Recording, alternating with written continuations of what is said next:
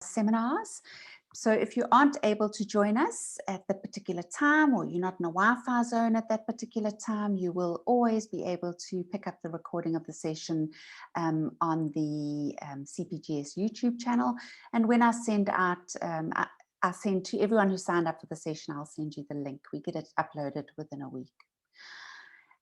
Today's session is really all about relationships, and it's the beginning of the year, and so you are either going to be starting a new relationship with your supervisor, or you have already, you're not just in first year, so you've already got a supervisor and you've already got a relationship with a supervisor. And I'm going to be suggesting that that's a relationship that you need to manage. Now, for this session, you're going to be wanting a pen and paper to scribble down some questions. Don't worry, you're not going to have to show them to anyone. It's not homework. You're not going to have to hand it in. But I'm going to be asking you to reflect a little bit. And I always think it's a good idea to scribble when you reflect. So have pen and paper handy, or you can just type on your computer if you prefer to do that. So as I say, your relationship with the supervisor is a relationship, but I often think we don't think of it as a relationship, because perhaps you haven't thought of your relationship with your lecturers as relationships. Often it's quite anonymous. They're very big groups. You don't get to know your lecturers. I do think one of the good things about our small university is that it is small. So chances are, if you did your undergraduate studies at Rhodes University, you actually did get to know some lecturers. But regardless of that, perhaps you haven't thought of the extent to which it is very much a relationship at postgraduate level. And relationships are, well, they're the lifeblood of being a human. I think it's one of the things we've really missed during the pandemic is connection and just chatting to people and connecting to people. So relationships are hugely important. I mean, we are very much social animals, but we're pretty sophisticated social animals with all sorts of norms and nuances and expectations. And so we are easily upset and disappointed. And so our relationships can be complicated to handle. So I'm going to suggest that a relationship with a supervisor is something that you can proactively think about managing. Your supervisors are human beings, and I can assure you that apart from the possibility of having what is known in the literature as a toxic supervisor, and I'll say more of that later, by and large, the vast majority of supervisors are deeply invested in you succeeding. So you actually share a goal. Supervisors do well when their students do well. So we set up to have good relationships because we set up with a desire to achieve the same thing, and that is to see you contributing to knowledge. So my job as a supervisor is to support my own students to become knowledge creators or knowledge contributors. And when they get to contribute knowledge, they get to graduate, and it's good for me. Not only do I have the wonderful sensation of watching someone achieve what they set out to do, but it's also good in very practical ways. Supervisors get rewarded, so to speak, by the system for having successful postgraduate students. We get promoted in part on the basis of that. We get NRF rating in part on the basis of that. And I tell you all of that to make it clear that most supervisors, by far the majority of supervisors, are on your side and they want you to succeed. And when things go wrong, it's very rare that it's because they are vindictive, nasty people. As I said, there is literature on toxic supervisors. We all know that there are damaged people out there, and damaged people do damage. But most supervisors, when things go wrong, it's because relationships are complicated and relationships can go wrong. And it's not because your supervisor hates you or doesn't like you, but because your supervisor is a human being doing the best they can. And between the two of you and the complexities of a knowledge project, things have gone wrong. And most times it is recoverable. So I think it's a good idea to set out with the idea that you want to work together in good, productive ways. Some of you will be doing coursework. For example, those of you who are doing honours or if you're doing coursework masters. But at postgraduate level, you will all have some kind of supervision where you'll be doing some kind of research project, which will be guided by 1 or 2 or 3 supervisors. And so you'll be working either with just one person or with a team of people. And it is a good idea, I think, to start out the year thinking about how you can manage that relationship to make sure that it works for you and that you get the best you can out of it. So I'm going to take you through a few questions that I hope will challenge your thinking. I'm also going to end the session with a series of 27 questions that I think you need to ask your supervisor. And don't worry to write them all down. I will send them out to all of you. But that's what I'm going to do. So I'm going to start off with a few things for you to think through. I'm going to end off with a whole lot of questions that I believe you should ask your supervisor. And as I go, I really urge you all to use the chat bar. I think there's too many of us to actually have conversations. We definitely in these seminars try to have breakout rooms and have opportunities for you to talk to each other. Chances are we might not be able to do that in this first session. I already used up quite a bit of the time introducing everyone. So apologies for that, but use the chat bar. Anything you don't understand or you would like to challenge, this is not cast in stone. These are my understandings from being a supervisor for years and from researching postgraduate supervision, which is increasingly an area of my own research. And I see we have in the room one of my PhD students, Pauline Matriana, and she is actually researching supervision, postgraduate supervision, and will certainly be able to a complex and human endeavor. So yeah, let's get going with a few of those questions. Right, let's start off. I'm going to ask you to put your views in the chat. There's no right and wrong answers, so just shove down some text in the chat bar. Let's share some ideas. What do you think makes for a good supervisor? What are the characteristics of a good supervisor? Let's get some ideas. Just type in any old ideas into the chat bar. What does it take? Mario, thank you. Supportive, Tabang, you want to get feedback and it should be clear. Patient, organized, responsive, inspiring, involved, understanding, knowledgeable in that specific subject area, understanding, responding on time, clear communication, quite a lot about feedback. Lana says, someone who gives feedback that's meaningful. So not just what do you mean here, but gives you some clarity, inspiring, understanding, consistent, leadership skills. Okay, that's a different one. Someone who wants to reiter, someone who wants to transfer academic skills. So they want to empower you. They don't just want to mark your work. Good communication skills. Lots of lovely ideas there. Someone who drives you. Thanks, Tawanda. Constructive feedback. Interesting how many people are talking about feedback. Empathetic. A lot of stuff about giving you feedback. Excited about new ways of thinking. Nice, Carla. I must say, I love it when my PhD students take me into new theoretical areas, new ways of thinking. Reflexivity, Walter. So a little bit of the ability to think about, look back on themselves and to sort of reflect on their own actions as they act. Shanganipai, someone who understands the student as a whole. Yes, so you're not just your brain, you're a whole human with dreams and desires. Someone who is present, that's a nice one, Sabang. I think that's one thing I battle with.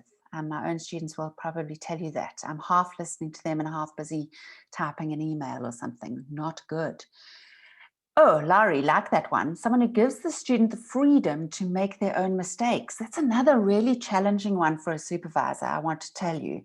I often wonder, you know, when I see a student experimenting with a particular theoretical or methodological frame, and I think, oh, that's not going to work. And I'll express my misgivings, but I don't say to them, no, that is not the way to go. And sometimes it takes them a while for them to figure out why it's not going to work. Should I have been more pushy earlier, but then again, what do I know? Maybe that's, you know, I've got to balance what Laurie suggests with what Carla suggested about giving space, freedom, you know, letting people try new things. Yane, being there to pick them up. Yeah, because things do go wrong. The postgraduate experience is a challenging one, and it is fraught with feelings of rejection, perhaps. You know, maybe your proposal gets critiqued at the higher degrees committee. I can tell you that's the reality of academia. You know, I still get rejection letters to articles that I think are damn brilliant and about to blow the entire field apart with my genius. And I get told, oh, no, thanks, not particularly interested in publishing this. So it definitely, the ability to cope with negative feedback is a very useful thing. A supervisor can help you to make sense of feedback. Joy speaks about someone who's not sexist. Yeah, remember, supervisors are human. So as we get in the range of humans, we get humans that are sexist and racist and xenophobic and ageist and fattest and all sorts of other things. And so there are indeed real issues of seeing this come out in supervision. And that, again, that comes back to the idea of the toxic supervisor. So in cases where you have a supervisor that is clearly there is a genuine problem within, as I said, a supervisor who perhaps is themselves damaged in some way, or there's some problem with the relationship, what do you do about that? And I'm going to talk to you about that in a moment. Yube says, I hope I'm saying the name right, Sisusa says the supervisor should not be dismissive and use their experience. Yeah, you know, when we've supervised so many times, and it's something I often say to supervisors, the master's student in front of you is doing their first master's. The PhD student sitting in front of you is doing their first PhD. They don't know what to expect or what, you know, what are the processes. So often we get a little bit, I won't say jaded, but things that start to become common sense to us or obvious. And they're not obvious when you're doing it for the first time. And that's in part what those 27 questions are that I'm going to be going through. And yes, Hlanganipa, willing to learn from the student as well. Absolutely. You know, ideally, especially at doctoral level where you have to make a contribution to the field, we want to know that my student at the end of the journey is the expert on their topic. They've surpassed me. And that's quite tough. On Elisa, someone who doesn't impose their views, which is similar to what Abongile says, you know, accommodative. They're not opposing their views. They're being open to learn from the student. The student has freedom. And that will differ from field to field. We've also got to bear in mind that different fields make different forms of knowledge. And in some, the rules are far more set about how an experiment should be done, for example. And in others, things are very much more up for debate, such as in my own field in education, where you can look at a phenomenon from 100 different theoretical positions. Whereas if I was studying electricity, presumably there's kind of a finite number of ways of studying electricity. Digitally competent. Yeah, that's an interesting one, more important now than ever. Okay, so I'm going to now move along and ask you this question. You don't need to type this. You're welcome to type it in the chat bar if you want to, but perhaps this is something you just want to think for yourself. How well does your own supervisor do in terms of all these characteristics? I wonder if you'd like to just write a note for yourself. Your supervisor is a human being, which by definition means that they are flawed. They are not perfect. And different people have got different strengths and weaknesses. So what might your supervisors be really good at, and that you can maximize on those points and really get the benefit of those characteristics? And where is your supervisor? Perhaps you might not know them well enough to be able to answer this yet, but keep an eye out for thinking about your supervisor's weaknesses as something for you to manage, rather than as something for you to fix or to get angry about. You know, if your supervisor is a bit disorganized, how can you manage that to make them organized? You know, how can you perhaps make it clearer when you're going to meet, or make it clearer how long when you're hoping to get the feedback by? So what might your supervisor's strengths be that you can maximize and weaknesses be that you need to manage. I'm going to be quiet for a minute while you scribble down your own response to yourself about that.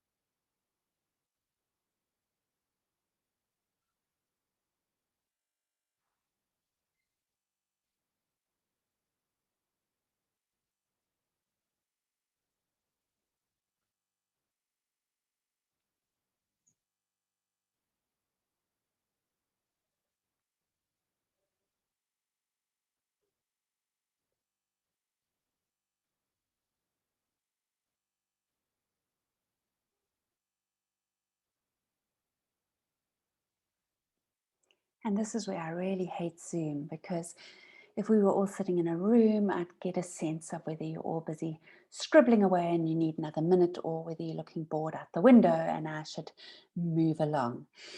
But I'm going to move along, and I would like you to come back to that though, and to think about it. You know, I'm not a marriage counselor, but apparently one of the things marriage counselors do is they ask you to think about your partner's strengths and weaknesses, because if you are able to adjust and adapt to your partner's weaknesses, then your marriage is going to be more secure than if you are constantly trying to change your partner's weaknesses. Now, I am not for a moment suggesting that your relationship with your supervisor is a marriage, but it is a fairly, particularly I'd say at PhD level, where it's a longer term relationship, it can be a very close relationship. And you are involved in quite a complex task together. I said earlier that you are creating knowledge. You are contributing to a pre-existing field of knowledge. Now, that has a number of complexities. And so a bit like a marriage, I guess, you're involved in something that is fairly long term. It's not straightforward. It doesn't come with a guidebook that you can just follow step by step as if you're putting together a piece of IKEA furniture. It's far more messy than that. So I think it is worth taking the time to figure out your supervisor's weaknesses and trying to think how you might best address those and adapt the way in which you interact with each other, and if it's possible, have a completely sort of open conversation with your supervisor about those. Now, the literature, I think it's the next slide. The literature suggests, and again, Pauling's in the room, so she could tell us a lot more about this. There's a wealth of literature these days about postgraduate supervision, and it suggests a whole long, like a list of 20 or 30 things that a good supervisor does. But these are sort of, I've pulled these together, and anyone who's particularly interested in learning more about supervision, as you saw earlier, one of the short courses we offer through the CPGS is the Strengthening Postgraduate Supervision course, which is an international course. It's been offered across South Africa, Namibia, Kenya, Turkey, the Netherlands, and left a country out, Belgium, and it is run by Rhodes University. So it's really great that you're in the university that actually hosts this international program on supervision. And so we've become somewhat of an expert on the supervision literature, and there's a wealth of literature on it, and it tells us all sorts of things about what a good supervisor should be. As a supervisor, you read all that literature and you feel like going back to bed, because it's just like, I couldn't possibly be all those things. But nonetheless, I've tried to pull it together to a few key things that the literature suggests is important in a good supervisor. And maybe you'd like to think about this, those of you who don't yet have a supervisor. But those of you who do have a supervisor, you might be able to think, well, how good is my supervisor at these things? So, active scholar. Now, this doesn't mean that your supervisor is already the full professor, expert in the field, chair of the topic, keynote speaker on the topic. It means that they are actively researching in the field. Doesn't have to be your exact topic, but in the field in which your phenomenon fits. So they might have only just got their own PhD. That's fine, but they are active. They are going to conferences, they are publishing, they are reading. And in many universities in South Africa, one of the issues that has come out, and it's come out particularly now with the big national review on doctorates, which is still taking place, is that we have supervisors who got their own doctorate 10 or 20 years ago, and they've never published or been to a conference since then. So they're not necessarily reading and keeping up with the current debates and the current methodologies. So that's really important, that you have someone who's excited by research, who is actually a researcher. You don't want a supervisor who is not a researcher. If you are producing research, you want a researcher to guide you. You mentioned this next one, developmental. You want them that mentors your own development and gives you constructive feedback. Ideally, you want someone who's also networked and connected. So when you go to a conference with them, they can introduce you to the big names in the field. They can help you to get funding. They can put your piece of writing out to the best journals. You know, that would be great if you have a sort of top-notch big name in the field who's connected to all the people who are going to give you future opportunities. You also want someone who is kind, caring, and compassionate, and I think quite a number of you mentioned that. Someone who actually cares about you as a whole person. They care about your well-being, and they believe in your ability. You don't want to have a sense that your supervisor has doubts about you being able to do this, because many of you have got voices in your heads that already tell you, oh, I'm not sure if you can do it. I will talk more about that in another session, because that is a voice you're going to have to really learn to overcome. But the research on impostor syndrome, that sense that you don't really belong and you're going to be found out and that you're not good enough, that imposter syndrome is actually very common amongst postgraduate students. And I really hope you attend some of our other seminars where we discuss that issue, because it really is something you need to tackle and overcome. All of you, I can absolutely assure you, you haven't got where you are by mistake. You've got where you are because you deserve to be here, because you have something to contribute, and because you can get to the end. So you're going to have your own self-doubts, and you want to have a supervisor who you know has faith in you. And then someone who's accessible. They are actually available. This could be physically available or emotionally available, that you can get hold of them, that they will give you feedback. I think what's important to note here is that some of these are in tension with each other. For example, if you've got the big name networked and connected, you've got the guru in the field who is being demanded for keynote speakers all over the world, they're probably going to be less likely to be available to give you feedback in a short space of time, or to actually take you for a meeting. So these are the ideal, but I'm not sure that there's any supervisor that will have all of these traits or all of the time. That's the other thing. Remember I said supervisors are humans? Some of us sometimes have bad days and we can be a little bit grumpy. Although I must say, whenever my children have heard me having supervision sessions over Zoom or Skype or whatever, they've always said, I wish you could be as patient with me. But you see, that's the difference with being a parent and being a supervisor. So is it possible that a supervisor has all these traits all the time? No, it's not. So don't hold these up as the standard, but rather these are things to look for and to think about what you're going to do if your supervisor is stronger in one area and weaker in another. Now, I'd like to ask you a different question. And if you could put this in the chat again. What are the key characteristics of a good postgraduate student? Let's have a look. You told me what makes a good supervisor. Good student is dedicated, committed, willing to learn, right? So they don't know everything already, and they accept that. They're independent, right? Proactive and independent goes together nicely. Curious and excited, I like that. Good attitude, considerate. They take the initiative, the ownership, willing to learn.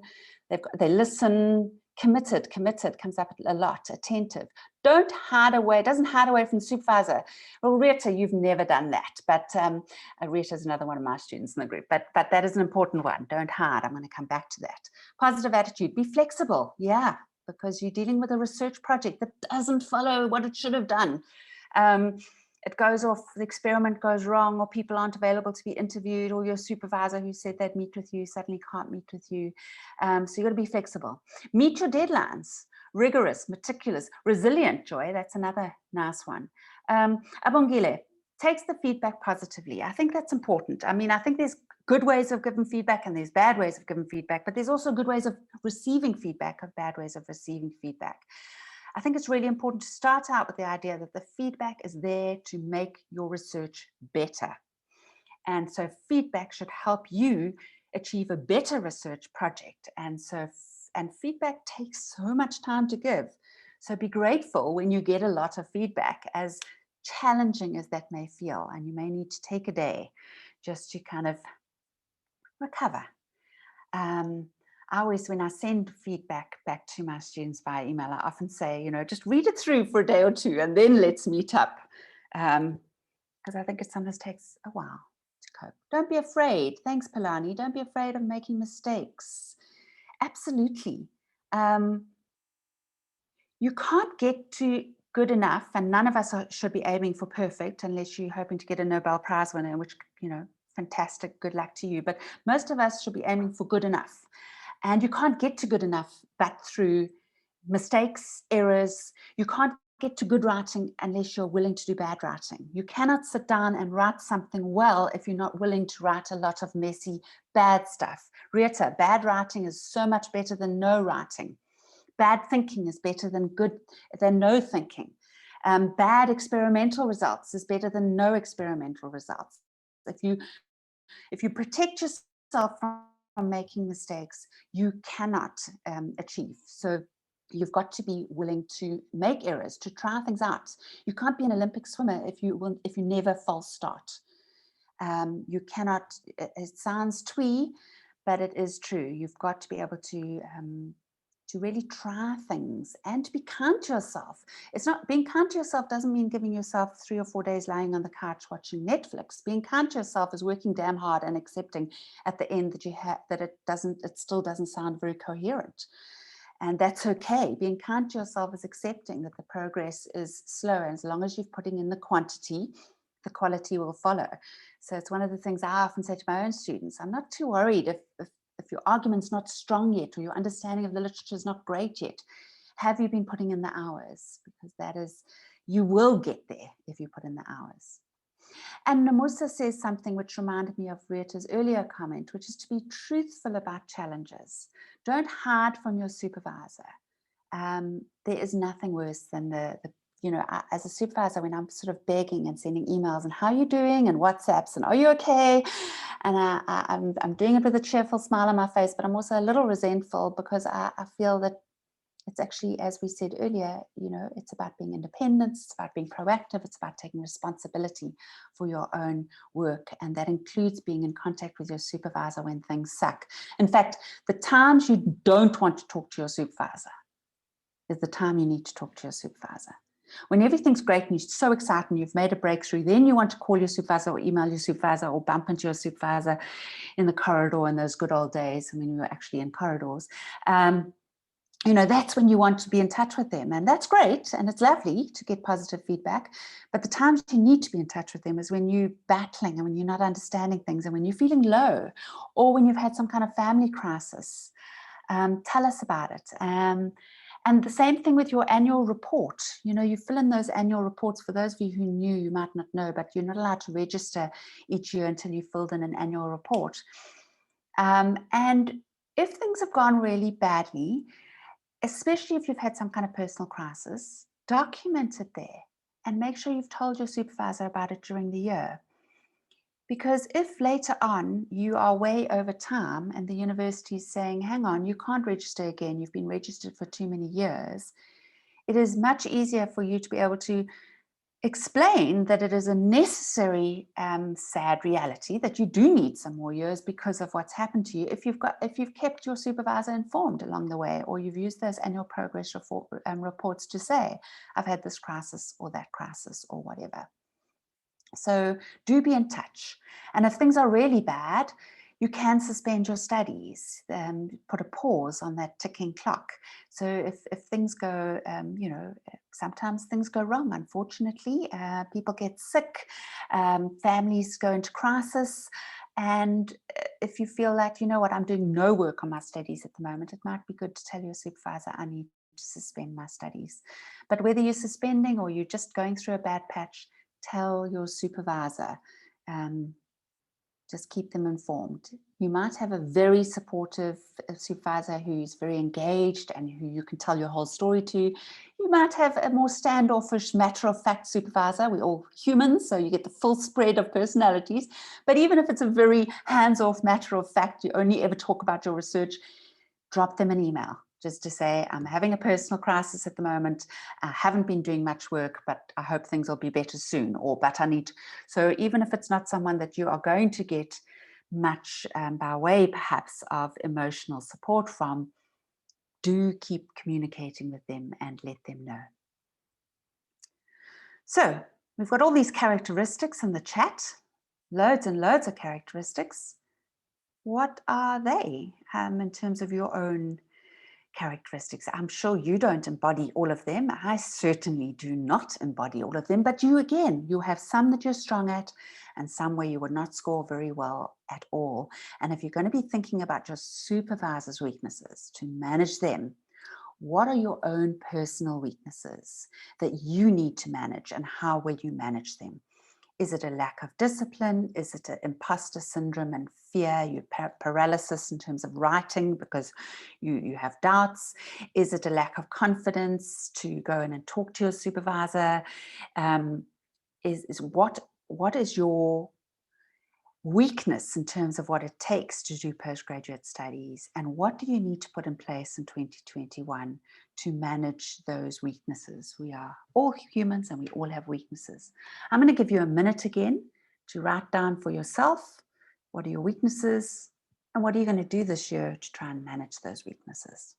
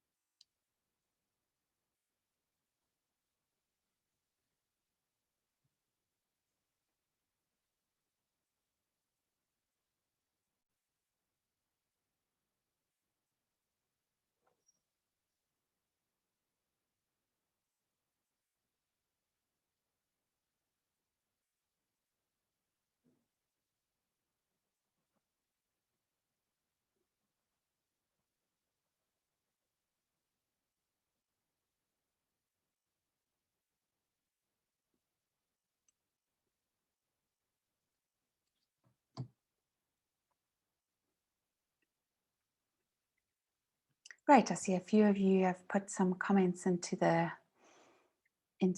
chat bar. It's fine if you have, and it's fine if you haven't, but I think it's really important to think about our own weaknesses and how best to manage those. Quite a few of you have spoken about procrastination, and I get it.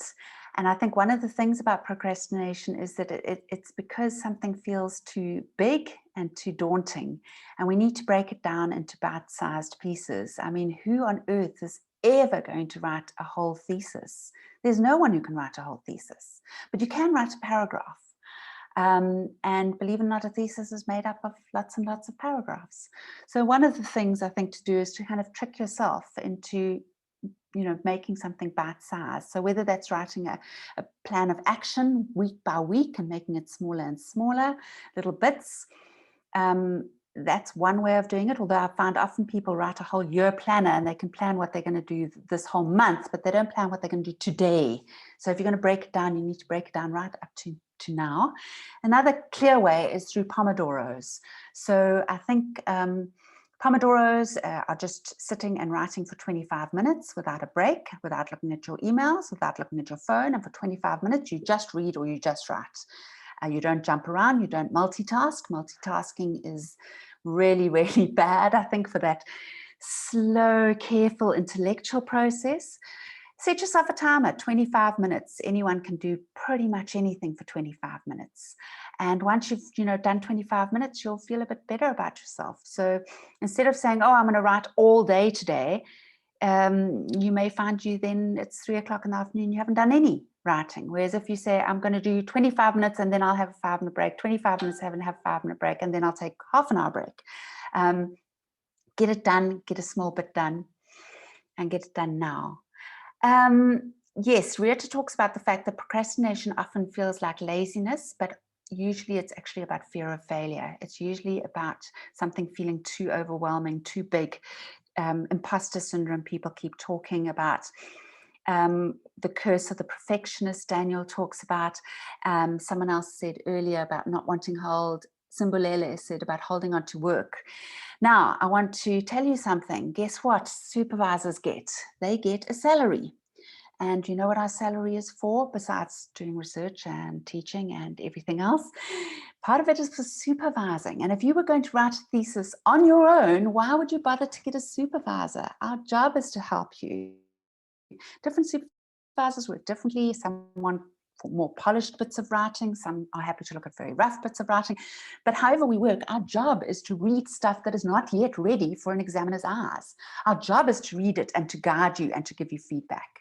So don't try and hold on to something to be perfect for the examiner when you've got a supervisor there. You don't send stuff that is 100% done to the supervisor, otherwise you wouldn't need a supervisor. So bear in mind that that is our job. Yeah, communication, please just keep talking to your supervisor and being vulnerable. Lisa talks about. I think it's scary to be vulnerable, as you said, to a learned academic. But believe it or not, all learned academics are also just people who are making just as much of a mess and a mayhem of their own lives as you are. I'd like to speak to Nenakazi's point about imposter syndrome, heart palpitations, feeling that you really don't belong, feeling that you're going to be found out. I really recommend that if it gets overwhelming, that you actually seek counseling for it, because it really is a huge phenomenon in postgraduate studies. I think it speaks volumes actually about the alienating nature of the academy, and I think it's really problematic that we haven't made clear to you that you are worthy, that you can do it. And I just want to say something which you may take the wrong way, because I think people sometimes do take this the wrong way when I say this, and they think I'm joking, and I'm not joking. I know so many people with doctorates that are thick. I mean, they are not the sharpest tools in the shed. And all they've done is they've been absolutely resilient, and they've read everything, and they've worked damn hard on one particular phenomenon. Now, I'm not saying that to suggest that any of you are thick. That's where I say, don't get me wrong. All I'm saying is that sometimes we have a voice in our head saying, you're not clever enough, you're not clever enough. But jeepers, have you seen some people that have become real experts on one little phenomenon? I mean, I'm surprised they can even manage their lives properly, because, they haven't exactly got it together. So I'm not for any moment saying that any of you are thick. All I'm saying is that when you get that voice in your head that says you're not clever enough, just tell that voice to, well, I don't want to use curse words, but tell that voice to go away, because that voice is lying to you. And I strongly recommend that you get yourself a bunch of colleagues, that you get yourself a bunch of fellow travelers on this journey, that you have a WhatsApp group of people who are in your class doing similar studies, or it doesn't even need to be at the same university, but get yourself a group of people that you can moan at and celebrate with. Because it's really important when that voice in your head does get loud, that you have got people. If your supervisor is not one of those people, as I say, some supervisors are really good at doing that stuff, others are not. You need to find people that will help you to remember that you are worthy, that you have something to offer, and that all it takes is resilience. It's about sticking at it. And yeah, you can't always be open, vulnerable with your supervisor. Then find some people with whom you can be vulnerable. I think that's really, really important. Rita says a group of people is not only for that collegial support on what can be and shouldn't be, but can be a lonely journey. Find people who will be fellow travelers. You might be living with a partner who's very supportive. I hope you're living with a partner who's very supportive. But if you have a partner and they're not supportive, or even if they are supportive. I mean, my partner, he knows nothing about academia, and he's not interested in it. So it's not like I can talk to him about my feelings of self-doubt. He's brilliant. He's hugely supportive. But you may need to find support elsewhere other than your social family or your supervisor, but find it, because as Rita says, it's also good for keeping you on track. You make promises to that group of your deadlines and try and keep to it. One other quick thing that a lot of you mentioned was about too much reading and not enough writing. For every reading, there must be a writing. I'll send out the link to the reading journals video. I strongly recommend that you all keep a reading journal. Next week's session is about how to read a journal article, and it helps you to take apart a journal article so that you get used to writing in your field and to understand, because there's no such thing as academic writing. Physics writing looks so different from philosophy writing. So you need to learn how to write in your field and to learn your own personal style. But we're going to give you some tips next week about that. But certainly for every reading, there must be a writing. I have that as a discipline for myself. I don't mean there must be a writing, something fancy for your supervisor to see to go into your thesis. I mean scribbled notebook, nonsensical writing. I make sure I write something after I've read every article, after every chapter I've read. Often sort of incoherent. This is what I like, this is what I didn't like. I don't know what the person's talking about over there. I think I might use this piece. Even if you lose your journal, there's something magical about the actual writing. It's translating the text into what it means for you. And I think that's really important, is that you've got to understand at postgraduate level that your relationship to texts is to kind of understand that you are now a member of the field. So you want to figure out who's already in the room that you are entering. What are they talking about? And when you're doing the readings, it's about figuring out who's in the room. And it's also asking, how will what they've written help you? So there's a guy called Bartholomew, and he talks about the fact that when you move from undergraduate to postgraduate, you move from being a knowledge teller to being a knowledge maker. And although I don't think we should be asking our undergraduates to just be knowledge tellers, I think oftentimes that's what you've been trained to do at undergraduate. So you think that your job when you look at the literature is to say, I need to understand what this dude said so that I can summarize it and show that I've read it and I've understood it. At postgraduate level, that's not your job at all. We assume you've read a whole lot, even a lot more than what you've referenced, because you're entering a room and people are having a conversation in the room, and you are now a member of the people in this room. So you're going to figure out what conversations they've had. And your job now when you read the literature is not, oh, do I understand this so that I can show that I've understood it? But rather, what can this reading do for my study? How can I use this reading to support what I want to say? So it's a very different relationship to text at postgraduate levels. You are now reading the stuff so that it can work for you. The literature must work for you. And that's another reason why for every reading, there must be a writing, that you scribble notes for yourself of how did that reading, what's good about it, how might you use it to say what you want to say in your assignment or your thesis. And I think that's a big change in what you need to be as a postgraduate student from perhaps what you were as an undergraduate. Okay, now again, you need a piece of paper. I'm going to ask you to rate yourself from 1 to 5, where 1 is not at all and 5 is very much. You don't need to do it just yet because I'm going to go over the page and explain what each of these means. But these are the scales on which you're going to rate yourself. 1 is bad, 5 is fantastic. So let's just have a quick look. We're going to start off with assertiveness. So assertiveness. So we're going to, where 1 is, I'm really scared of my supervisor and I hide when I see her coming, to all the way up to 5 is I negotiate all my expectations with my supervisor and I inform her of my needs. Where are you? And obviously the other numbers are somewhere in between. Just score yourself on your piece of paper. You don't have to put it in the chat. I'm not going to ask you to reveal yourself to the group, but just for your own purposes, score yourself on assertiveness.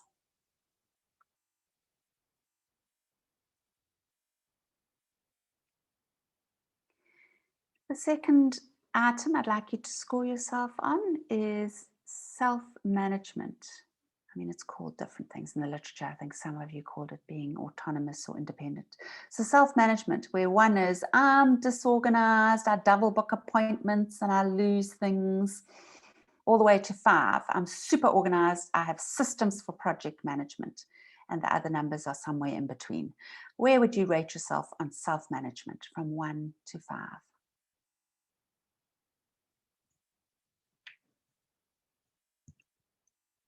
Assistance seeking. 1 is I don't like to ask for help because I feel embarrassed. Or it could also be, oh, I don't even need any help. I'm fine. I don't need help. So whichever one of those, that's the bad end. Or 5 is I try out ideas and I look for getting input from others and I always ask when I get stuck. How good are you at assistance seeking? From 1 to 5. The next one is how hardworking are you? Where 1 is, oh, I'm a bit on the lazy side. I mean, I'm lazy side. I mean to work on my study, but then whatever. My friends come around or Netflix or whatever. All the way up to number 5, which is I'm committed to my study and I plan my whole life around my study. Rate yourself from 1 to 5. Resilient. Resilient is where I get really down when there's a knockback of any kind, and that can stop me working for days. So maybe there was a negative comment or a bit of feedback, something goes wrong. Do you get down and you can't face it for days? Or are you all the way up to 5, which is I expect things to be a bit bumpy. I'm flexible. I take it in my stride. Resilience. The next one is how do you use feedback? Where 1 is I don't know what I'm doing and where 1 is I know what I'm doing. I don't need feedback, which would be a very bad thing, or equally bad, I get devastated by negative feedback and I can't go on for days, all the way up to number 5. Sometimes feedback can be hard to hear, but I always engage and I consider how it can improve my work. How are you on using feedback? Communication and collegiality, where number 1 is I'm not really a people person. Stay away, I work on my own. All the way up through number 5, I learn through discussion and sharing. When one of us does well, we all benefit. And so supporting each other is part of the process. And finally, knowledge, where number 1 is I'm brand new to the field. Yucks, I'm clueless. I'm just starting out. I haven't done previous studies in this field. It's all brand new. Up to number 5, you know what? I'm doing my study on something I've already published on. So I actually am quite an expert. So have a look at your numbers. Where are your 1s? Where are your 5s? Where are your in-betweens? Where are your areas that you perhaps really need to spend a bit of time thinking about strengthening those areas? But you'll be interested to see that knowledge is only one part of it. And you can enter a field and become an expert in it. Knowledge is the one thing that's actually relatively easy. We think it's the hardest part of postgraduate studies. I would suggest that some of these other things are just as hard. So I know that today's session was all about managing your supervisor, and I know I'm way over time, but I'd like to suggest you also think about how you're going to manage yourself. Okay, I'm going to move along because I'm, as usual, chatted too much. Just to bear in mind, these documents, the Rhodes University's Higher Degrees Guide, if you signed up for this session, you will get the copy of it. I will email it to you with the link to this session. And the supervision policy in particular, there's some details there about what's expected of you. The supervision policy says that you should have a learning agreement or a memorandum of understanding with your supervisor in which you agree how you're going to work together. And that's what I'm going to finish today's session with, a series of questions that I'm going to suggest you need to ask to discuss with your supervisor now, whether you're just starting out or whether you've been working with your supervisor for a while. You're welcome to blame me. You don't need to copy down these questions. I will send them to you. You can blame me. You can say, Sue McKenna from Centre Postgraduate Studies said that I'm meant to have a meeting with you to ask you a whole lot of questions. So can we set that up? They're just questions that I think as a supervisor, we often are so used to supervising, we forget to sit down and discuss all these things. And there are things that you kind of need to know. So I'm going to rush through them. First set of questions, there's 27 questions in total. First set of questions are around meetings. Have a discussion. What's expected? Some supervisors like to know, well, you know, we have a lab meeting every Friday morning, or we have a department meeting the first Monday of the month, or you must set the meetings whenever you feel like it. So figure out, you know, is there an expected time? What's the longest we should go between meetings? Because if you have a supervisor who says, oh, we'll just meet whenever you feel like it, I would suggest you have how the longest you go between meetings, because if you are working part-time off campus, you are especially vulnerable to having a month suddenly turn into 3 months. And then you realize, oops, I haven't had a word with my supervisor, and you know, your supervisor's busy with a million other things, so you can't expect them to come chasing after you.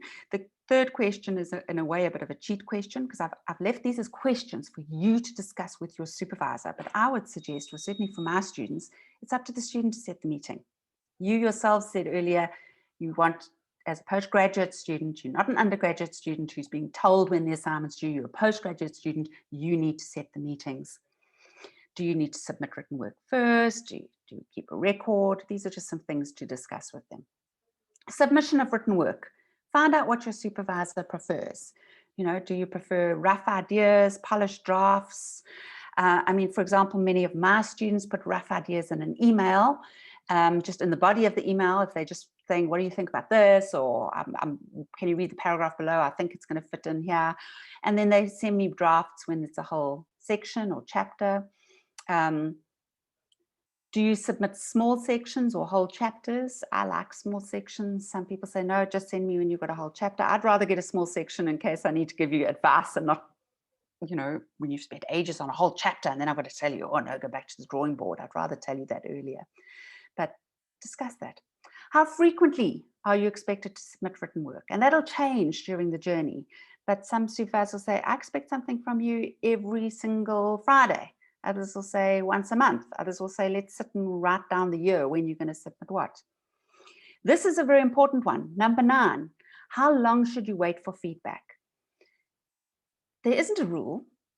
So discuss it with your supervisor, because there's something about asking it directly, which makes it easier for you to follow up. If they've said they'll give you feedback within 2 weeks, if 3 weeks have gone by, it's easier for you to drop a line to remind them than if you've never asked them. I often sit in my office as the director of postgraduate studies. I see a lot of students who say, oh, I haven't had feedback from my supervisor, I don't know what to do. I think having this conversation up front makes it a lot easier.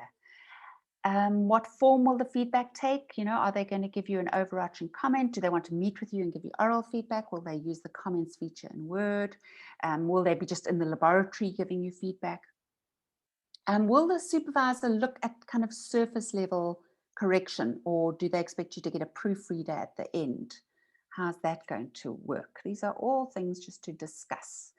Next set of questions is about co-supervision. If you've got a group of supervision, then you need to ask, what is the role of each supervisor? You know, do they want you to send work to both of them or only to one of them? Perhaps there's one supervisor who's looking at methodology and another supervisor who's looking at the literature review, or perhaps the one's an experienced supervisor and they're working with a novice supervisor to help the novice supervisor learn how to supervise. So you need to have clarity there. How will you deal with conflicting advice? from the supervisors. Again, it depends on the field, because in some fields things are either right or wrong. Whereas in other fields like mine, there's so many different perspectives and ways of approaching. So when you get your supervisors disagreeing with each other, that's not always a bad thing. It can be a good thing because you can see the alternative ways of approaching your research. But so it doesn't mean that one's right and one's wrong. They're rather offering you two different views. And of course, your examiners might also hold these different views. So it's good for you to see, so there are different ways of doing this. And whatever I choose, I better explain why I didn't do the other way. So there's some questions around co-supervision. Planning. Have you got some kind of time frame? When do they expect you to be completed this study? Is this a 2-year study, 3-year study, 4-year study? Can you have some kind of schedule of what's going to happen each year? When is your proposal due in? When is ethical clearance due? What chapters are you likely to be working on at which stage? When are your experiments going to be done? When are your data collection going to be done? Whatever it might be, try and put it into some kind of table. How often will you look at these deadlines again? Are you going to update them once every 6 months or once a month? How are you going to manage the whole progress? Some fields are less likely to need project management than others. Publications and conferences. Again, this is an area in which I sadly sometimes have to deal with conflicts between supervisors and students. And in my experience, it's because they never discussed it up front. It's because after the fact, there's a publication and now suddenly it's not clear whose name's going to go on the publication and whose job it is to help write the publication. So have these conversations up front. Is there a conference you should be going to? Is there a way of getting funding for the conference? Will your supervisor help you prepare for the conference, or is that something you do on your own? Different supervisors have different kind of ways of doing things. So find out what the expectations are. What publications might emerge? It says from the PhD, because it's usually from the PhD that people publish, but it is not unheard of people publishing from their masters and even their honors. So if you've made a contribution through your research, get it out there, get it published. But let's have a conversation. If there is a publication, does your supervisor help you to write it? Does your supervisor's name go on it? Different fields work differently. In the natural sciences, the supervisor's name is always on publications that come out of any work that they've researched. In the humanities and social sciences, it differs from field to field. So in my field, there's times when I co-author and there are times when I don't. So if I'm just reading through and giving you a little bit of critical feedback, I don't put my name on it. If I'm actually helping you to write it, then I do put my name on it. But I have, my students know that. So there's no ill feeling. There's no sense of like, I can't believe my supervisor wants their name on something and they haven't even read it. In some fields, that's completely normal. Even this thing of what's the order of the authors, which seems to me to be incredibly petty, but in some fields it's caused quite a lot of arguments. So let's figure that out. Figure it out up front. What's the agreement about co-authorship after the study is complete? So maybe 2 or 3 years after you've graduated. Will you still be co-authoring with your supervisor? Can your supervisor publish from your work if you don't publish it? Administration and reporting, you've got your annual report. What constitutes unacceptably slow progress? Rhodes University has actually been very, I don't know if I want to say good about it or bad about it, but we haven't been very strict about following up on slow progress, but increasingly it is becoming a national norm and a requirement that people will get warning letters if they've been in the system for too long, because it does have huge financial implications and it has workload implications for your supervisor. So it's good to know up front, how long should I take? What's the maximum I'm allowed to take? What do I do if something goes wrong in my life and I need to take longer? How should conflicts be avoided? It's good to just ask that up front when you still love each other before you've had any tensions or disagreements. What are you going to do if you do disagree on something? There is policy. I'm going to send you the policies so you will see them.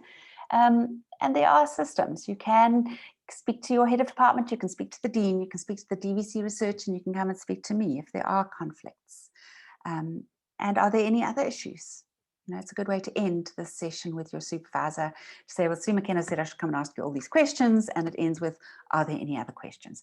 And then who has copies of this document? This document is my own supervisors actually answer these questions, and then we each have copies of this document. I'm not very good at coming back to it every year, which I suppose I should do, but there you have it. So final thing for today. I said I'd finish at 4. Well, I lied. It's 11 minutes past 4, and I really rushed through a whole lot of stuff there. But what do you need to do next to better manage your supervisor? Hopefully you're going to go back to thinking about where your supervisor's strong points are and where your supervisor's weak points are. If your supervisor is disorganized, maybe you have to be the one who has very clear deadlines and who reminds your supervisor that they haven't given you feedback. If your supervisor is very confident, perhaps pushy, I think that's me. I get very enthusiastic about things, and I think sometimes people read that as me being quite pushy. You might need to learn to be a bit more confident and push back. What do you need to do to balance out your supervisor's strengths and weaknesses? And of course, what do you need to do to address your own weaknesses? And then, of course, I would love it if you made an appointment with your supervisor, if you already have a supervisor allocated to you, and ask them or email them with that set of questions that I will be sending to all of you. Even if it doesn't turn into a formal document, even if it just acts as a stimulus for a bit of conversation between you and your supervisor, I firmly believe that the more we can make our expectations of each other explicit in the beginning, the less likely it is that we're going to have any bumps along the way. Has anyone got any questions for me? Feel free to either put your question in the chat or to raise your hand.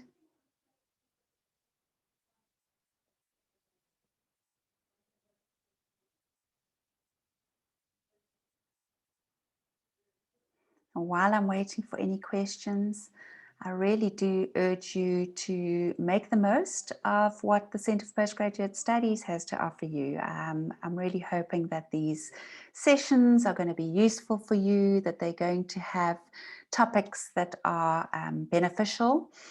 I think next week's session, it's not going to be me running it actually, but it's looking at how do you dissect a journal article. So every discipline, your journal articles will look slightly different. The nature of the argument will be slightly different. The nature of evidence will be slightly different.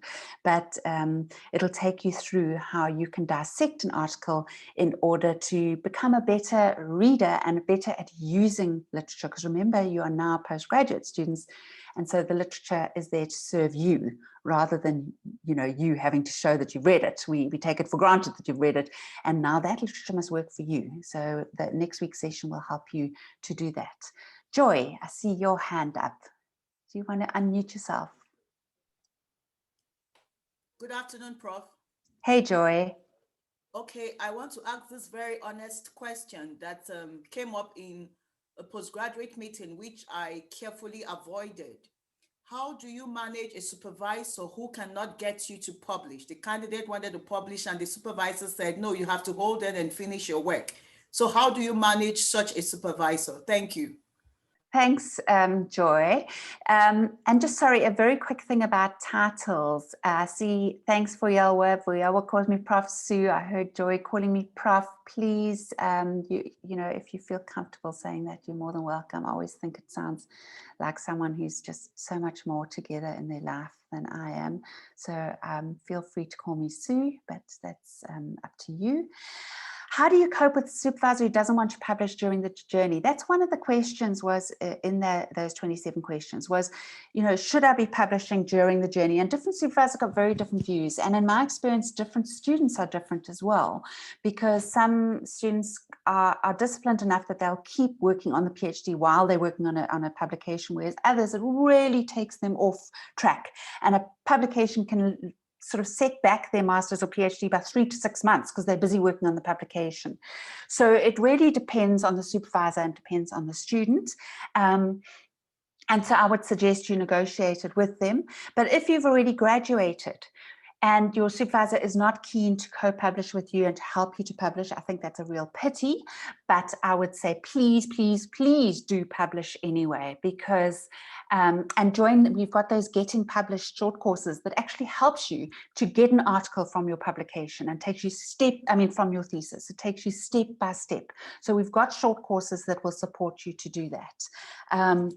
And I would feel so happy if you all got publications from your theses, because it shows that the knowledge is getting out there. It's getting into the field. You are making a contribution in the field. It's getting published. It's getting read by other experts in the field. And you may be pleased to know that some research I did with Professor Mouton Stellenbosch last year, it was published at the end of last year, we found that Rhodes University PhD students have the highest rate of publications from their doctorates of any university in South Africa, which is great, because we want to know that, I was going to say something depressing. I was going to say, because no one reads your thesis, it just sits on a library shelf, but I better not say that. I didn't say that aloud. No, I definitely didn't. But the bottom line is that a publication gets read a hell of a lot more than a full thesis. So, you know, you've spent all that time doing the work. Please do get published. If your supervisor will work with you, fabulous. If they won't work with you, you should still seek out getting publication. Abongile, yes, I will definitely email you with all those documents. And I saw someone had a question about, you know, what happens if you do have that toxic supervisor? What happens if you really are unable to police? I see your hand up, and then I'll go back to Joy. You know, ideally, we can negotiate our ways around many challenging relationships. It is possible to change supervisors if things completely break down. It's not ideal for anybody, but it is certainly possible, and it sometimes does happen for various reasons. Sometimes the supervisor leaves the institution or whatever it may be. Ideally, chat to your supervisor and sort it out. If that doesn't work, you can go to the head of department and or to the dean. It should go from your supervisor to the head of department, to the dean, to the DVC, to me, and to me. But you can actually go to whoever you feel that you can chat to about these things, and get some support. We don't want supervisors, and we don't want our postgraduate students to be feeling alienated, vulnerable. So if you think that you can't figure things out by yourself with your supervisor, please seek help from other people. Don't sit in misery. Sorry, I saw someone, Palisa, I think your hand was up. Did you want to say something? Is Palisa still here?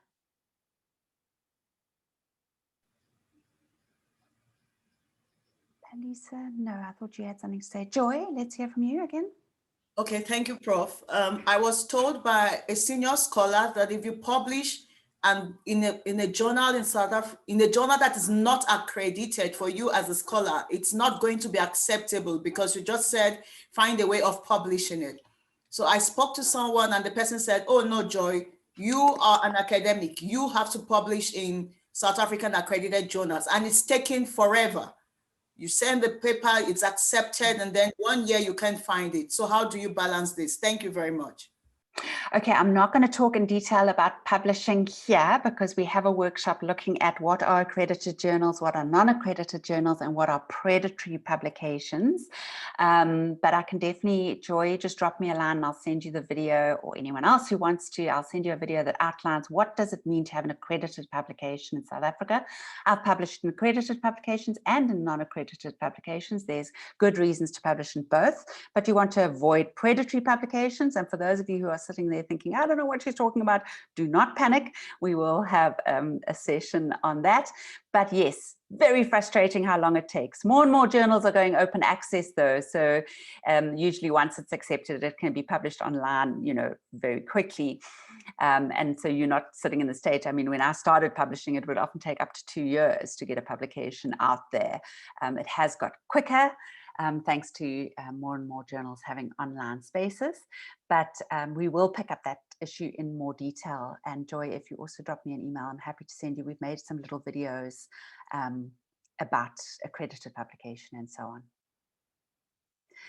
Thank you, everybody, for joining this afternoon. I really appreciate all of you giving me your time and listening to me as I chat on. And I wish you all the very, very best in these very strange circumstances. Something I always tell postgraduate students, because I think people don't realize, is that more knowledge is produced in South Africa by postgraduate students than by all academics and research and development institutes in industry in South Africa. So you guys are really, really important. You know, you might be thinking, oh, but I'm just doing this little study. But that's how knowledge is made. It's made by all these little studies, all these bits of voices, all these small contributions. You are building our understanding of the world. So thank you, and thanks for Yelwa for joining us and for reminding us to join the postgraduate group on Facebook. So she will also make sure that we are kept up to date and we have more opportunities to get together.